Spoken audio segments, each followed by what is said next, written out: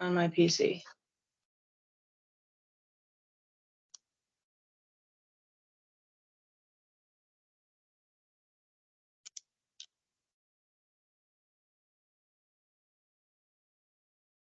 Why is it giving me? Okay, can you guys see my screen? Handy flashlight mod. Yeah, okay, so yeah, I wasn't sure if this is actually going to work on my other PC, but I didn't do my project on my other laptop. That's why there's 2 clones of me right now. I did it on my PC.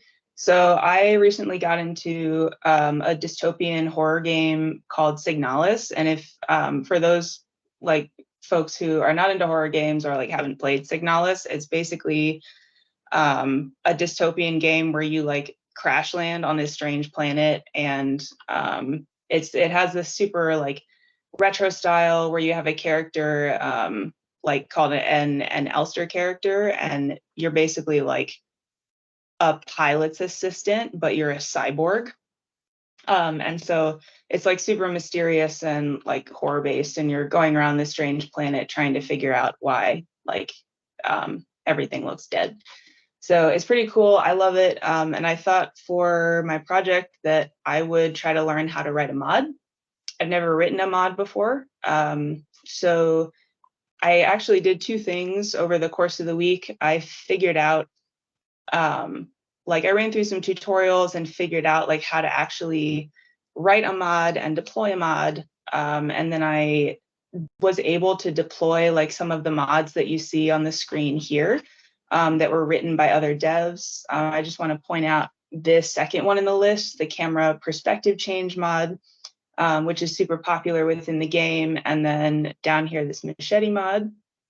And then I was able to do some reverse engineering and try to figure out how to write my own custom mod using both Visual Studio and VN Spy.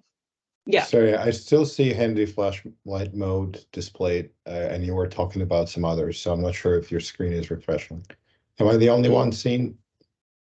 Can you see my IDE? I don't think it. No. We just see the mod.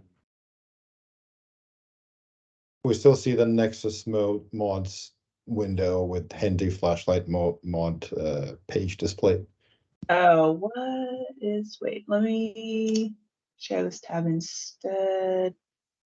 Stop sharing. Okay, what about now? We see more mods. Like we see the list of mods.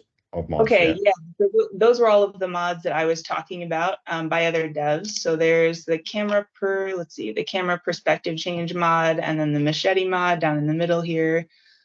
I don't know why this isn't switching. It looks like we don't see the ID though. Yeah, it looks like I'm only sharing this tab. Hang on.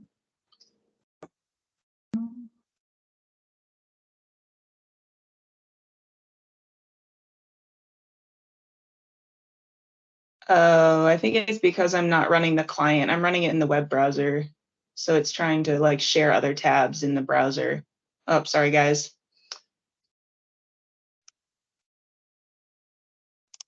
Can I share my entire... Okay, what about now? How about now? Oh, sweet. Yep, we see your IDE. That works. Sweet. Okay, yeah, sorry. All right, so yeah, basically on how I wrote the custom mod is it was definitely a challenge because I learned like a little bit about the back end of Unity games, and like in order to deploy a mod, like you basically need to have a .dll file and put it in the mods folder for that game. As long as you also like have Melon Loader running for the game so that you can actually apply the mod to the game. So I definitely had to learn a little bit about the backend structure. And then the reverse engineering part was basically I had to use dnSpy, which you see like on the right here. Visual Studio is on the left. But dnSpy is a .NET decompiler. So it'll not 100% accurately, but like decompile that source code like from the DLL file that like is basically the mod that you would apply to the game, if that makes sense. And so the hardest part about like writing any code for a mod at all was trying to figure out like what to write, basically like what function calls, and like how to write it in C#. So what you see on the left here is just me looking through like the decompiled code of some of these mods and like using the like templating and the patterning to reverse engineer my own. So for my custom mod, I was able to write my own custom flashlight mod, which like the game is already spooky, but it makes it even spookier. So I have a namespace for my flashlight mod here, a public class, which is pulling from Melon mod, and then like two basic functions that you need for a mod, which is onScene was loaded, and on update. So the onScene was loaded, like as I understand it, basically loads the mod like when the scene is loaded, and then updates like the functionality like when you press a key or like when something in the scene changes. So I actually have the game up. Yes, I didn't know if I could get the music in here. I doubt it. I can. The music makes it so much cooler, but so I'm going to load my custom mod from a saved profile, and I not only have mine in here, but I have some other, if you guys can see that, I have some other mods that are loaded like from the other devs. So this is my Ulster character, and I have the machete in here. So that's the machete.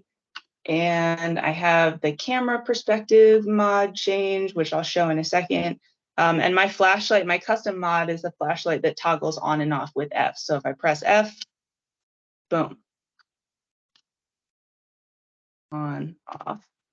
And this is, I'm just really tempted to just kind of like play the game until my 5 minutes are up. I don't know if my 5 minutes are up. But this just makes the game so much creepier. And I just wanted to go in here and like show one of my favorite rooms, which has like an aperture card film and like all this. It's super retro and I love it. Yeah, so that's basically it. Other stuff that I learned was that I actually can't run Steam games on my Roku TV, RIP, which I really wanted to do. And I did have to do some debugging with the game logs, which I also had to figure out how to do that because my stuff wasn't working earlier in the week and I had to figure out how to make it work. So yeah.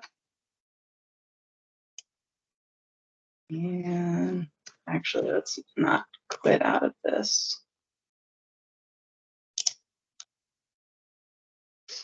Oh, wait, I don't know if my 5 minutes are up, but this is the perspective change.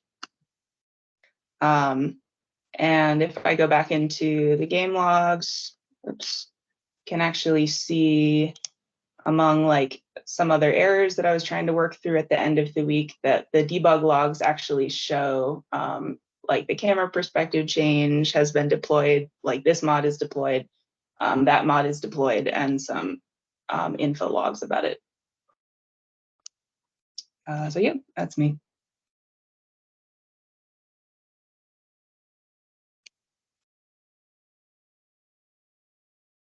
That is super cool.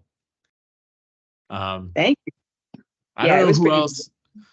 Just by the way, curious, the flashlight, like, is there a texture to it? Because it looks like it's textured. So is there like a texture that you found or you used from the game, or how does that work?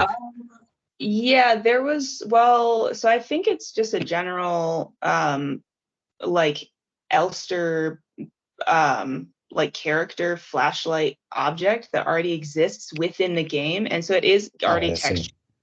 Yeah, you just have to access it and pull it in as a dependency. Nice, because it didn't just look like a pretty, like uniform flashlight. It had this texture and everything, so that was nice. Yeah, it looks sufficiently creepy. Yeah, the shadows were great too. Like it replied really well there.